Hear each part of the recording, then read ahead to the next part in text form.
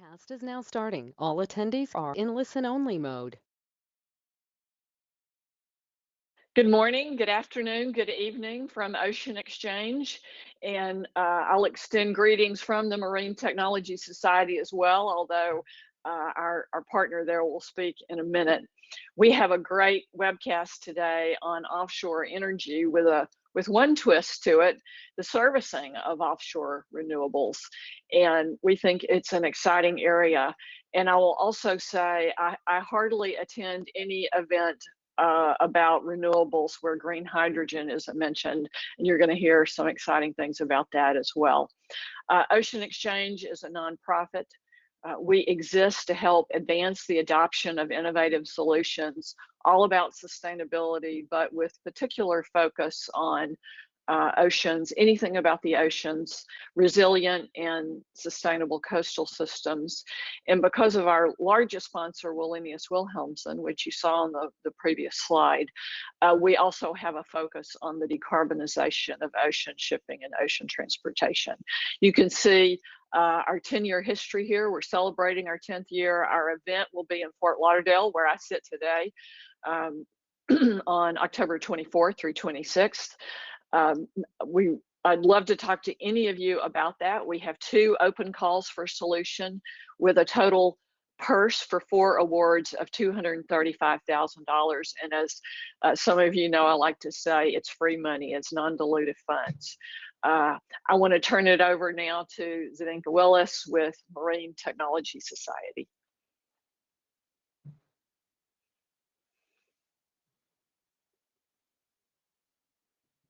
I'm sorry, I had to get off mute there, talking to myself. So thank you, Millie. It's really great to be with you again on the 4th of our series. MTS is happy to be teamed up with the Ocean Exchange on this Blue Economy webinar series. MTS is a professional society that has over 2,000 individual, corporate, and institutional members in 20 countries. Established in 1963 on the premise that it's important to foster advances in marine science and technology that benefits humankind and contributes to sustainability of planet Earth. We connect to our members through professional committees and sections. Our sections include geographic sections, student sections, and now an early career ocean professionals or ECOP section. We are excited that our events will return to having an in-person component. So please join us for OTC in Houston in August, Oceans in Action in early September in Mississippi, and Oceans 2021 Global Event San Diego Porto in September. Both OTC and Oceans will have a hybrid component, and that's important as we slowly recover from the pandemic, but also as a pillar for equity and justice as MTS looks to reach a far more diverse audience and be a more inclusive society. Similarly, these webinars allow us to stay connected and make new introductions. We're a catalyst. The Chartered Marine Technology Certification Pilot was a success, and we have 6 individuals who have been certified. We will roll this program out this summer. We're working on the logistics in the background.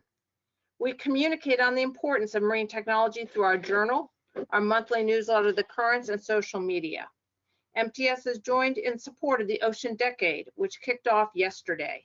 The June Journal will feature the United States National Committee call for ocean shots and commentaries from a number of folks across the community. We're really excited about that effort. So now, Dane, over to you to moderate another fabulous lineup and topic as part of the MTS Ocean Exchange Blue Economy series. Thank you. Thanks, Zenka. Hi, everybody. It's great to have everybody here today.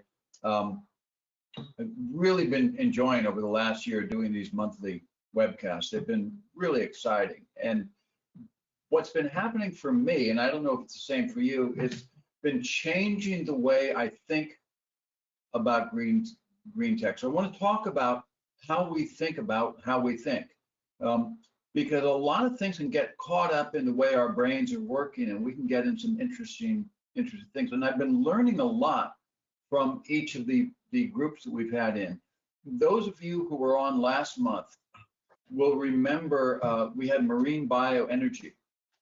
They are a organization that is researching how to grow literally floating fields of kelp in mid-ocean that can be used to create biomass for energy and for gas production that's completely carbon zero. So it's neutral carbon.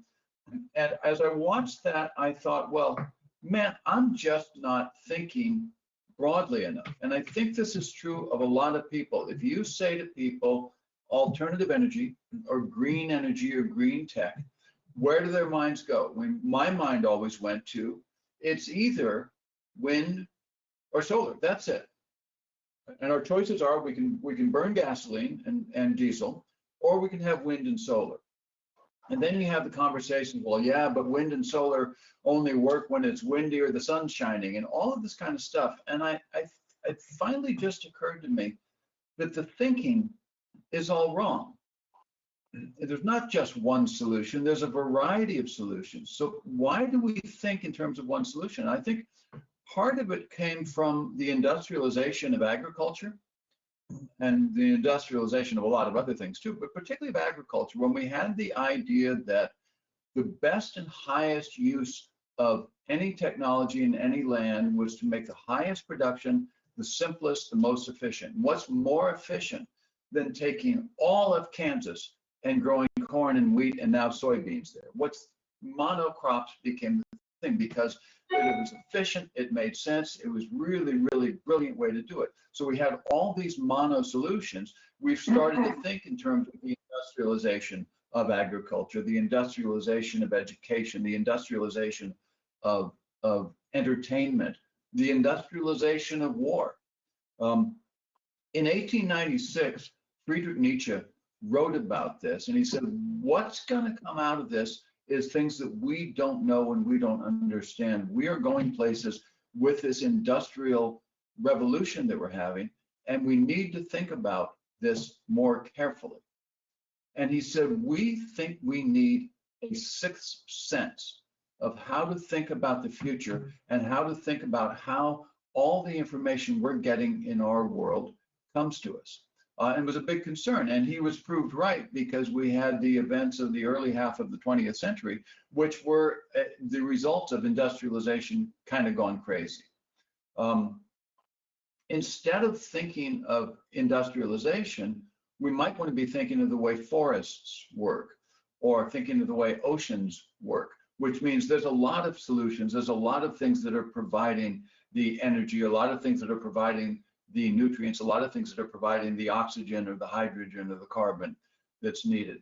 And as we think about green tech, we've got to be thinking the same way, that it's not one solution, that we need to be thinking about biogas, RNG, hydrogen, as well as electricity and solar and wind energy.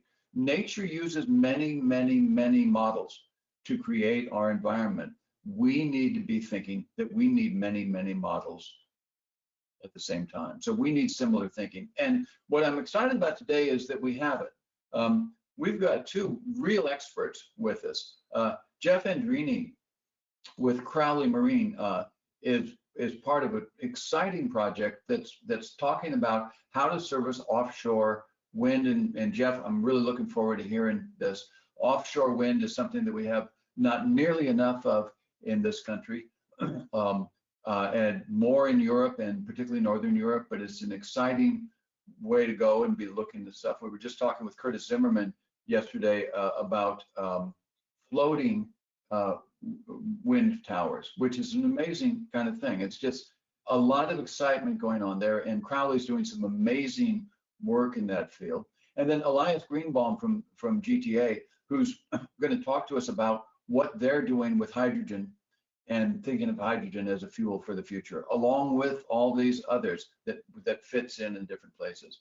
So if you have questions, you'll notice over on the right that there's a Q&A and then there's a questions tab.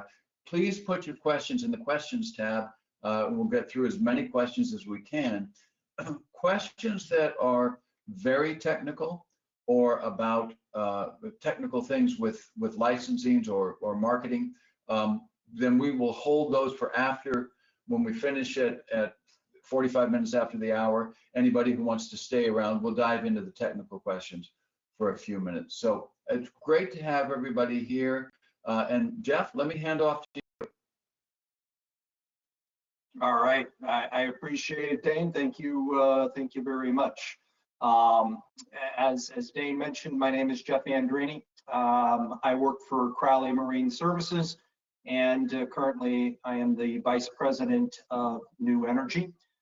New Energy was formed on July 1st of this year at Crowley, and it's really about leveraging the expertise that Crowley has in the logistics industry to provide support for the renewable industry, not only just in the United States, but around the world as well.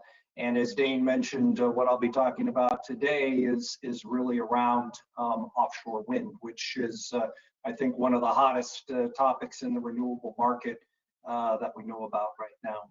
Next slide.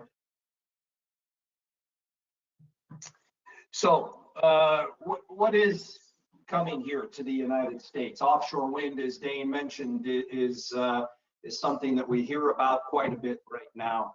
And I think most of you have probably heard the recent Biden administration edict of 30 gigawatts by 2030, a huge, ambitious opportunity for the U.S.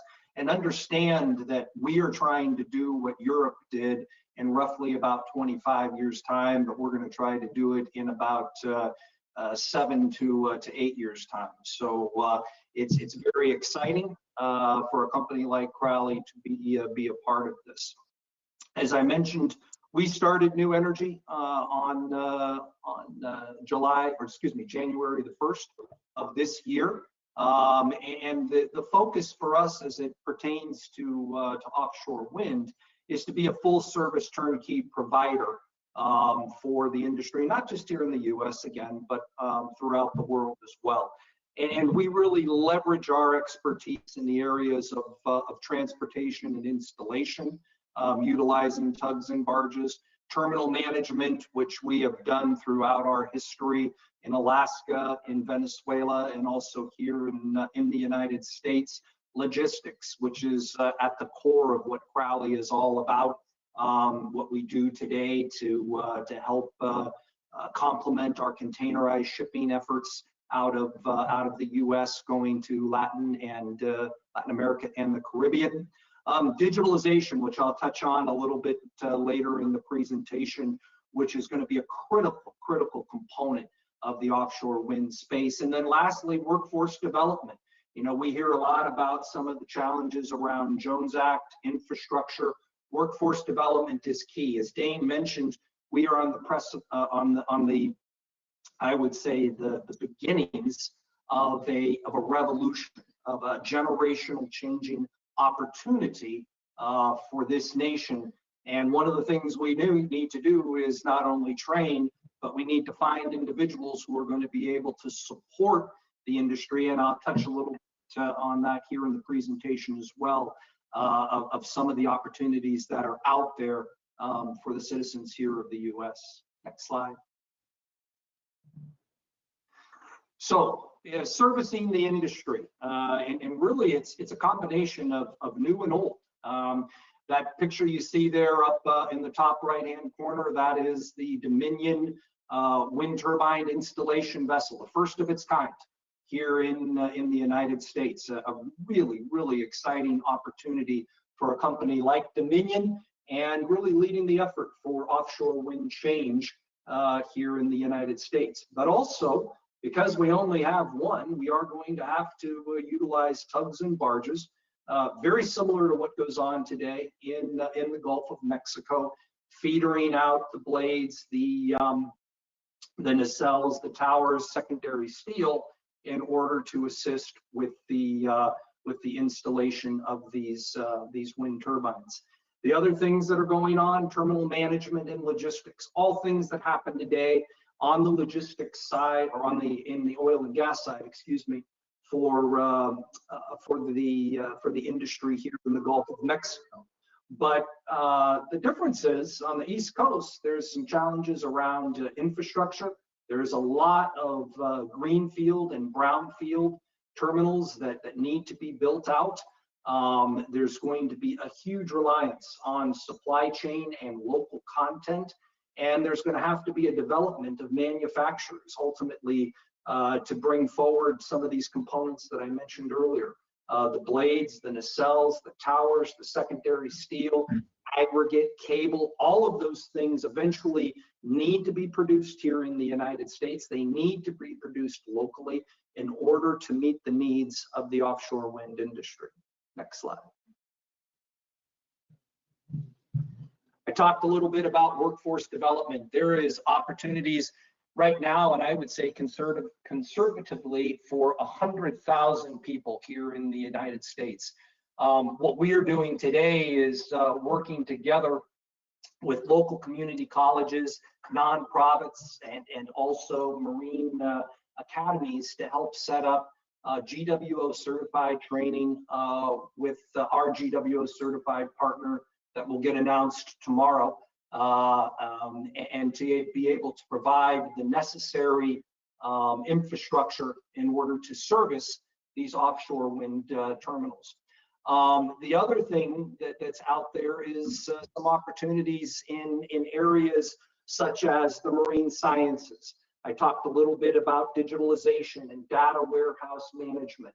There's going to need to be, and I'll talk about it on the next slide, a whole emphasis around marine coordination, and also with respect to turbine monitoring and efficiencies of the vessels that are going to be servicing them. Manufacturing, as I mentioned on the previous slide, is going to be key. We need individuals here in the United States who are going to be in that blue collar sector, including the welders, including assemblers, including machinists. You're going to need individuals in the STEM areas, so the sciences, the technologies, the engineerings, and the maths requiring four-year college degrees. There are some universities already in New York that are beginning to set up four-year programs to be able to support offshore wind. Supply chain and logistics is critical as well. And when I talk to maritime academies, a lot of times individuals will say, well, if I'm not going to be a mariner, maybe there's not going to be opportunities for me. And I'm like, nah, not at all. I truly see a large portion of the workforce that's going to be landside, as you can see here in this gap areas, that's going to need to be able to grow and support the offshore wind industry in the United States. Next slide. Blue technology. This is a really, really fascinating and interesting topic that's beginning to gain a lot of momentum here in the United States. A lot of what happens today in Europe is marine coordination, turbine monitoring, and efficiencies. These are programs that we don't have today. We are fortunate enough to have a partner here in the United States that we are working with that's beginning to build out what our marine coordination program will look like.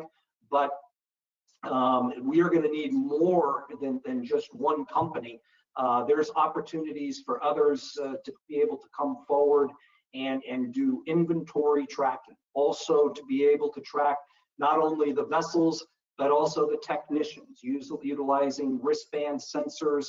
And also they have the information on there, as I put forward here, with respect to their medical history in case something were to happen when they were offshore. You're going to need work planning software so that you can be able to manage the turbines in the most efficient way possible. Dashboarding is going to be essential, not only just for the turbine management themselves, but also for the vessels, the technicians, the sea state, and the weather. And then digital twin technology is going to be a significant component as you move forward and do the marine and do the maintenance and repair of the technicians as of the turbines as well. So that's just really a short overview, Dane, of where we see offshore wind today and where we see it growing in the future, and a little bit about what Crowley is planning to do in order to be able to participate and help grow the industry. Jeff, that's fantastic. Thank you. And let's go to the next slide. because that really does fit in very well with what Elias is going to talk about. And very excited to introduce Elias to you all. He's the president of GTA. Before that, he was a former member of the Oak Ridge National Laboratories with a lot of research experience and time.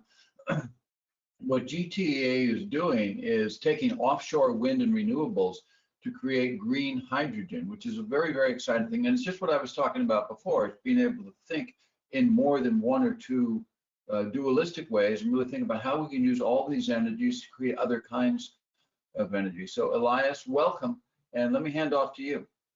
Great, thank you very much. Thank you, Dane.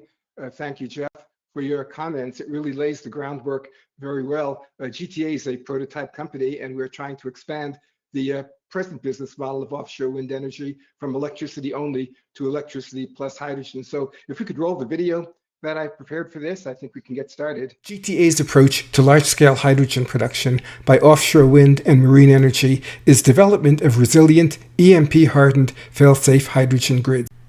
This slide shows a cutaway view of a proposed 1 gigawatt GTA offshore wind hydrogen farm.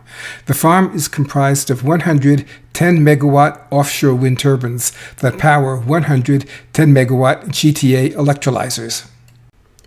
Each wind turbine electrolysis pair functions autonomously.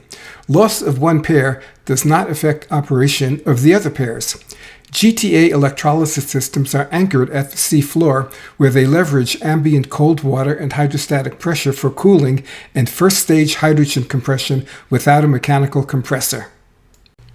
Here's an illustrative example of a 10 megawatt GTA electrolysis system that is comprised of 100 1 kilowatt modular components. GTA electrolyzers contain no moving parts and rarely need servicing. The electrolyte is an aqueous solution of potassium hydroxide. Electricity from the wind turbine is sent to the sea floor via umbilical cables, similar to those developed for the offshore oil and gas industry. Native wind turbine AC electricity is rectified and conditioned for powering the electrolysis array. Desalinated water consumed by electrolysis is replaced by a subsea reverse osmosis water supply system, similar to that used in secondary gas and oil recovery operations. However, the demand for water is considerably lower. For electrolyzers powered by a 10 megawatt offshore wind turbine with a capacity factor of 45%, the average daily demand for desalinated water is 800 liters per hour. The peak demand is 1,800 liters per hour. These rates of desalinated water production are well within the capabilities of commercial subsea reverse osmosis systems. GTA electrolyzers are constructed from split polyethylene pipes that are fabricated using rapid mass production manufacturing techniques, including thermoplastic injection molding. Polyethylene is a material with near perfect stability in seawater. Potassium hydroxide is a thermal stabilizer for polyethylene. Hydrogen and oxygen gases are expelled from their respective compartments by internally generated pressure and vent into separate exhaust gas pipelines as shown. Back pressure regulators located downstream from the electrolysis system regulate the internal pressure of the system. The pilot pressure for the regulators is the ambient seafloor hydrostatic pressure, wherein pressure-balanced electrolysis of water is performed. The freezing point of 25 to 30% potassium hydroxide electrolyte varies between negative 36 to negative 60 degrees Celsius. The temperature of deep cold water at the seafloor is 3 to 4 degrees Celsius and never freezes. Therefore, GTA electrolyzers contain two levels of fail-safe protection from periods of unscheduled downtime during sub-freezing weather. The most common cause of unscheduled downtime is unfavorable weather conditions that prevent power generation by the wind turbine generator. PEM electrolyzers circulate high-purity water that freezes at 0 degrees Celsius. When fastened to wind turbine platforms above the splash zone, they can be exposed to sub-freezing temperatures. During sub-freezing periods of shutdown, they must have backup power to maintain operation of essential systems and to avoid freezing of the electrolysis systems. Additional techno-economic advantages of subsea electrolysis are shielding from lightning strikes, falling ice from the wind turbine blades, ice flow impacts, the destructive power of high waves, and electromagnetic pulse, also known as EMP. Subsea electrolysis systems do not need lift pumps to bring water out of the ocean and transport it to elevated decks that are positioned above the splash zone. Positioning the electrolysis system on a deck above the splash zone raises the center of gravity, requiring the ballasting system and substructure dimensions to be modified to ensure the turbine remains stable. Codes and regulations for offshore wind turbines will need to be rewritten to accommodate the new inertial, aerodynamic, and hydrodynamic forces caused by platform mounting. GTA electrolyzers are compatible add-ons with respect to existing offshore wind farms. A GTA working prototype was validated at the National Renewable Energy Laboratory. It uses a simple design and is constructed mostly from plastic, yet it produces hydrogen with a purity of 99.65%. A single oxygen removal step lowered the oxygen content to less than 10 parts per million. GTA received a Technology Innovation Award at the 2020 Defense TechConnect Innovation Summit and Expo. Each offshore wind turbine is connected to a dedicated GTA subsea electrolysis system that is anchored at the sea floor. High voltage cables and large power transformers are eliminated. A network of subsea hydrogen pipelines connects the outputs of the electrolyzers to a trunk pipeline that feeds a subsea storage facility. Output from the storage facility can be sent to shore or to a floating vessel for onboard processing. EMP devices generate electromagnetic waves in the frequency range 100 MHz to 100 GHz. For seawater, this corresponds to penetration depths of less than 3 centimeters. Numerous countries have announced national strategic initiatives for the adoption of green hydrogen for clean energy generation and reduction of carbon emissions. In the United States, the initiative is known as H2 at Scale and is led by the Department of Energy's Hydrogen and Fuel Cells Technology Office. GTA was among the first cohort of companies to participate in the H2 at Scale Crater program. Large-scale offshore hydrogen production as a transportation fuel is a potentially important emerging market for the maritime shipping industry, where significant reductions in greenhouse gases and other emissions can be achieved. Developers of marine applications are turning to hydrogen fuel cells in order to reduce or eliminate emissions in applications traditionally fueled by bunker or diesel fuel. Ports are a significant source of greenhouse gas emissions. Regulatory agencies are working to drive emissions down.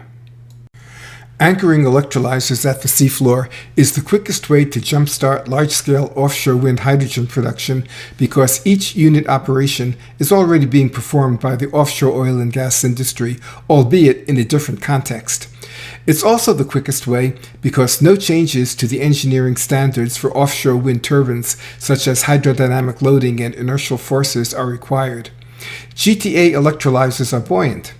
They can be manufactured on shore, towed to their designated sites, and pulled into place by pre-positioned installation equipment. GTA is a prototype engineering company with sufficient resources to elevate its technology to TRL6.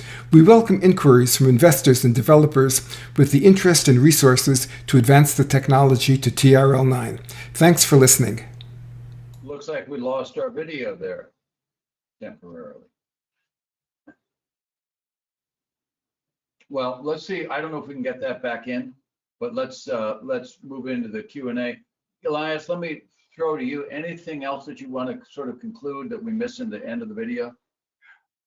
No, I think that pretty much covers it. The one thing that I left out, I sort of didn't get into the ancillary features of it, that it's not just hydrogen that we're talking about, but ammonia is also being touted, green ammonia, as a maritime fuel. You absolutely need hydrogen to make ammonia from atmospheric nitrogen, and it has to be done at high pressure. So we're talking with a group that actually not only wants to do hydrogen, that we're doing our hydrogen by adapting the seafloor hydrostatic pressure without a mechanical compressor. They also want to do ammonia synthesis on the seafloor as well also. Also, last month's webinar, when we talked about the biomarine fuels and the marine algal biogrowth, all of that conversion to liquid marine algal biofuels needs hydrogen as well, also to remove part of the oxygen that is part of the plant's structure that is used to convert that substrate into a fuel.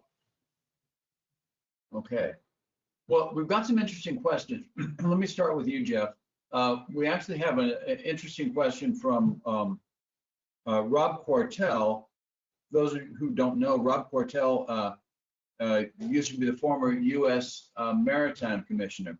And really his question is this: have you thought about opportunities to diversify outside the Jones Act? And Jeff, maybe you could explain just briefly what the Jones Act is.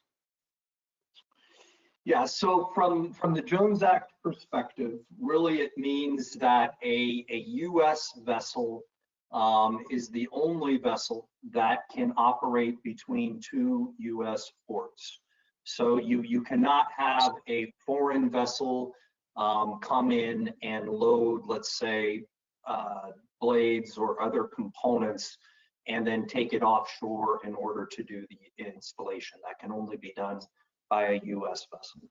As it pertains to the Jones Act, I think the question, Dane, was, have we thought about other opportunities of how to maybe not necessarily get around, but work within those parameters? Yes, Yeah. that was the question. Are there opportunities with you and to save some money there? Yeah, no, I understand. So we firmly are supportive of the Jones Act. Our relationship with ESVAT is a total Jones Act company, and we looked and strive to work together with partners both here in the United States and on a foreign basis that want to follow it. We think there's still a great opportunity to do things in a cost-efficient manner, and within the parameters of the Jones Act as well.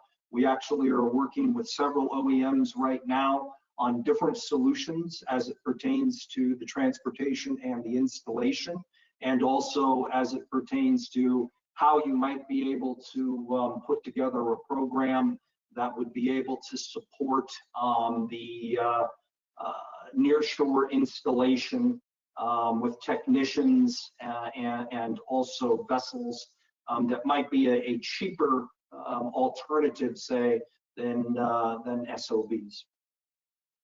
Okay, great. Elias, got a question here from Clifford Gowdy. He points out that right now the production of hydrogen is not entirely green, and there is some fossil fuel use in it. So can you talk a little bit about the payoffs and how you feel about that? Sure. Thank you. Thanks for the question. Yeah, it's exactly right. The United States produces approximately 10 million metric tons of hydrogen every year. About half of it is used to make ammonia for fertilizer. The other goes into metals extraction, steel making, float glass, and electronics. 95% of that hydrogen comes from fossil fuels. It's the steam reforming of methane, which produces lots and lots of CO2. What we are talking about is, by electrolytic hydrogen production, is 100% green hydrogen if the source of energy is renewable energy.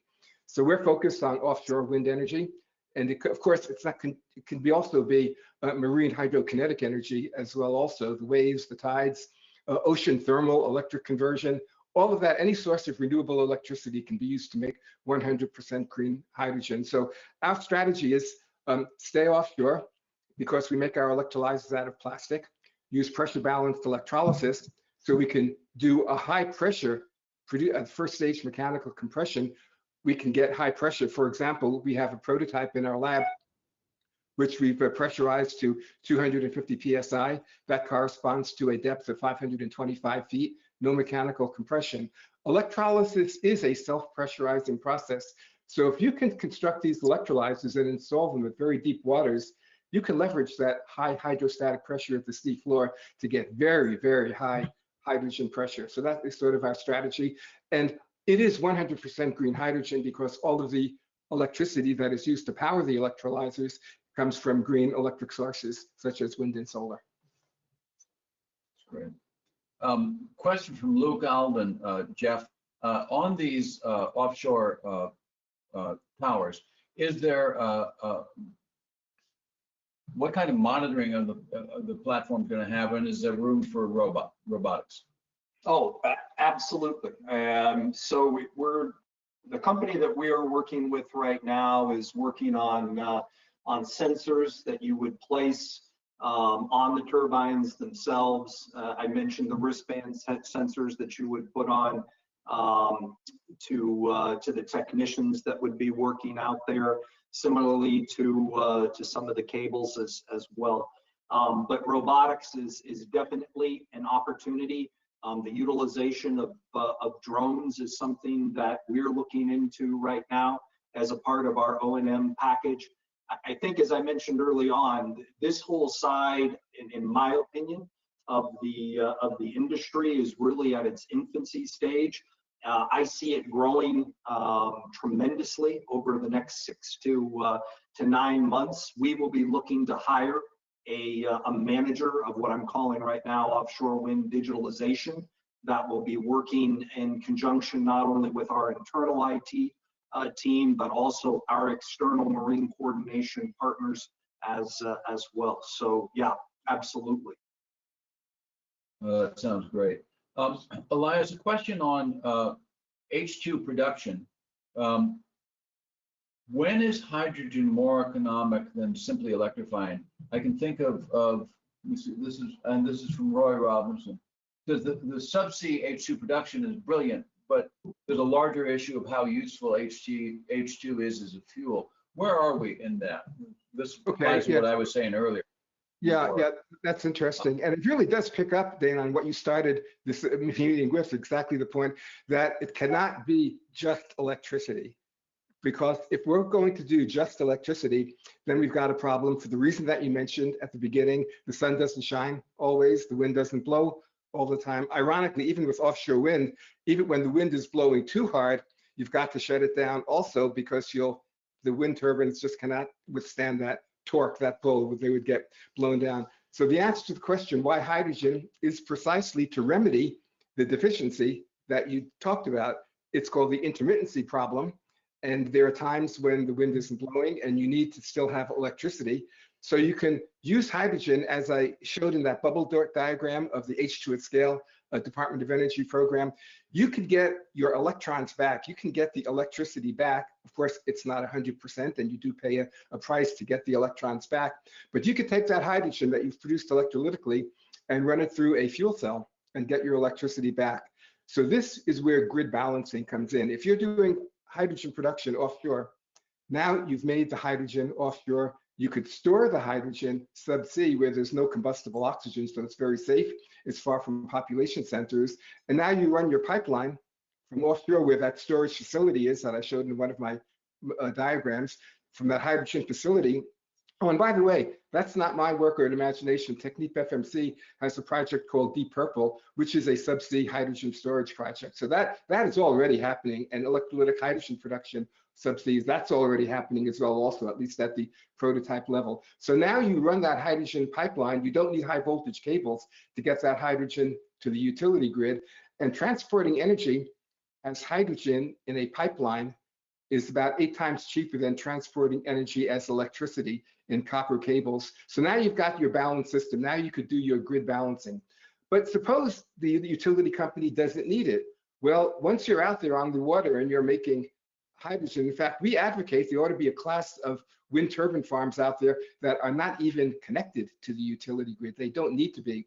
You can make the hydrogen on shore. You can have marine fueling stations where the ships can come and get fueled, but you can make ammonia out there if that is the preferred marine fuel. You could also do hydrogenation of marine algal biomass if liquid algal biofuels is the route that you want to take. All of that can be done on floating vessels, which are strictly analogous to the FPSOs of the offshore oil and gas industry, where they do their pre-processing of petroleum before they ship it to shore. So really all of the pieces are in place. And it's interesting to think that we have a trained workforce, and as Chef told us, who could do this.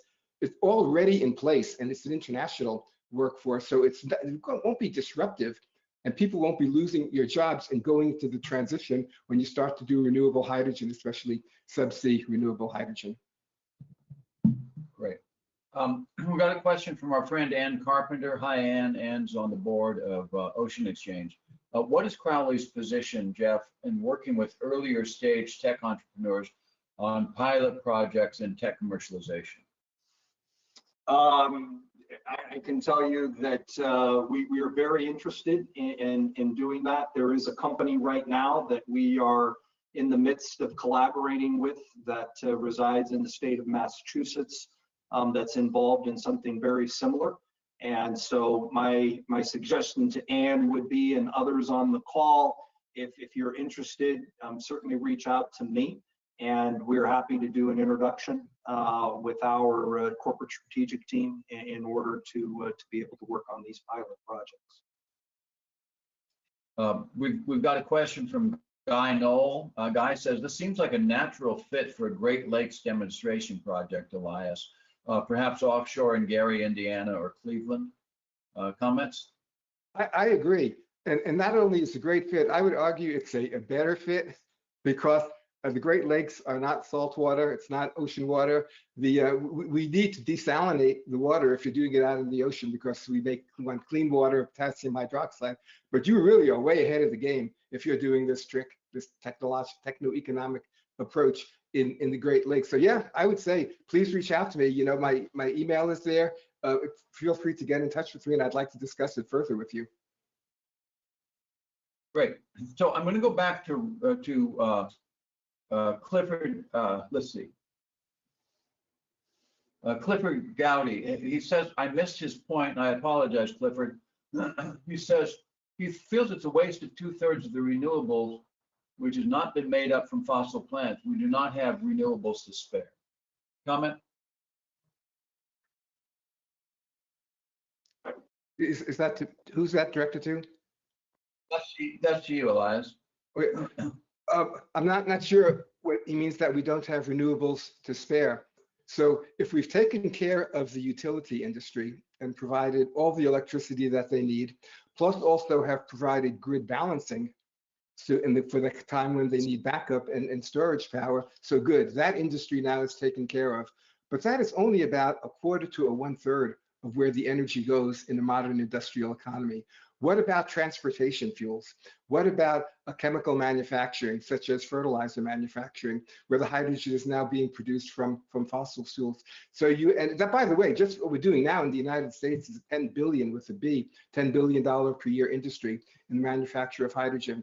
So you still have this enormous transportation fuel problem that needs to be solved, either with hydrogen fuel cell cars, of which there are about 10,000 already on the roads in California, and they're building, they have about 100 hydrogen fueling stations. So there's the big transportation fuel problems, which, by the way, hydrogen fuel cell trucks, these 18-wheelers, the large class 8 semis, they can run on hydrogen fuel cells. You can't run them on batteries. Then there's the manufacturing industry. There's the extraction of metals from their ores. There's electronics and glass manufacturing.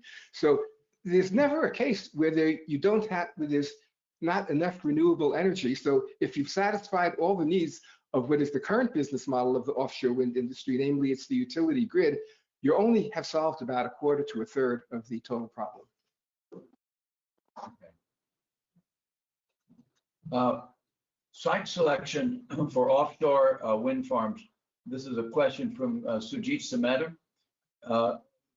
Site selection of offshore wind farms can be greatly benefited using space-based analytics.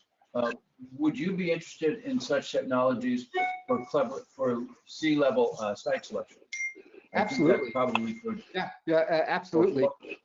So you have the situation, where the continental shelf on the Atlantic coast falls off gradually. So these wind turbines that Dominion Energy is putting into the water now, they're not floating turbines, they're actually on platforms.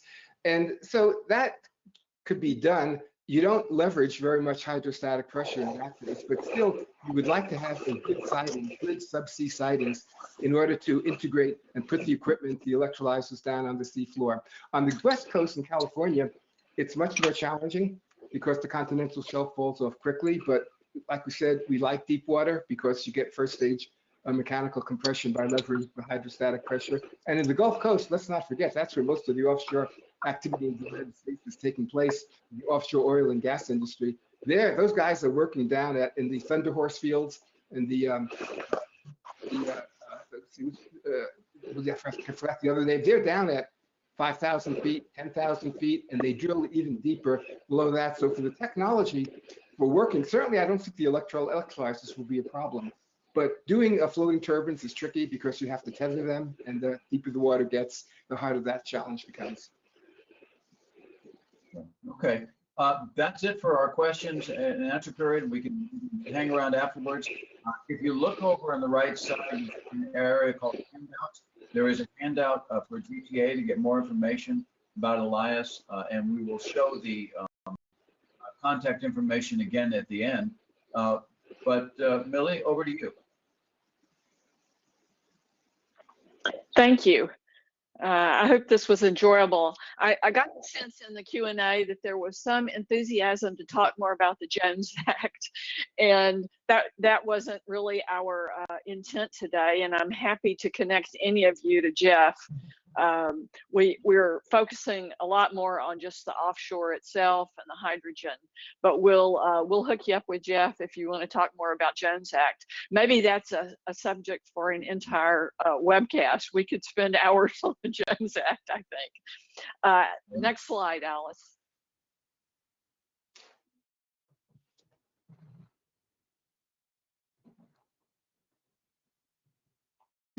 There we go.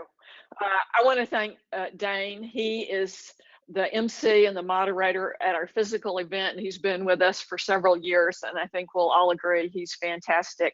You see what he does when he's not doing our webcast, right?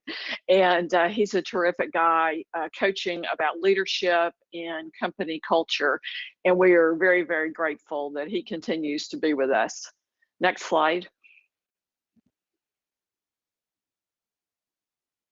Our next webcast is July the 14th. It is not the first Wednesday of the month. We're doing it the second Wednesday because of the US 4th of July holiday week. We think we will attract more of you. And in spirit of the holiday season, it's going to be about tourism. And tourism is one of those great overlooked areas of the blue economy, and it is a great area for innovation. And consumers are starting to demand a lot of sustainability and resiliency in their tourism experiences. We have one startup lined up that actually has an element of citizen science to it, which is also kind of a new fun thing. You see our coordinates here. I want to remind you about Ocean Exchange itself, October 24th through 26th. This is where we bring finalists from all over the world, and they compete for those 4 prizes for $235,000 purse. Next slide. A little bit more, you see our major sponsors there, a reminder about the MTS 3 pillars, Wallenius Wilhelmsen, and others. You can go to oceanexchange.org and see all of our sponsors, and we can't do this without them. Thank you very much. Next slide. And thank you to everyone, our panelists, our MC. You don't see the people behind the scenes that make all this work. We do have a webcast library. If this is your first time with us, you can go there and see a former webcast from 2020 with Ocean Exchange alone, and this year with our partnership with MTS. Other MTS Society coordinates there. You see our news. We have a monthly newsletter. We encourage you to sign up for that, and you'll see future dates, information about innovators. Thank you all very much. Put July 14th on your calendar. Thanks so much. Bye-bye. We can hang on if there are a couple of more questions, Dane, that you think we could take. Anyone that wants to? Sure, there's one, and I'll have to read it. Okay. First of all, guys, we had some really good questions, and they were challenging for both of you. One from Roy Robinson and one from Rob Quartel. both of them have posted here saying, good job, folks. And yes, nice job. So thank you guys, Roy and Rob, appreciate it. Here's a second question from Sujit Samadar, and I'm going to read it. It says, SAT-based bathy for determination of range versus depth, salinity, pH, SST can dramatically change the business economics. Are you using these days? We are not, no. And I would like to learn more about it. So please reach out to me. Great. And that really takes all of our questions. Okay. Thank you all. We're going to sign off, and this is available via recording. So watch for that link and share it with your friends. Bye-bye. Bye.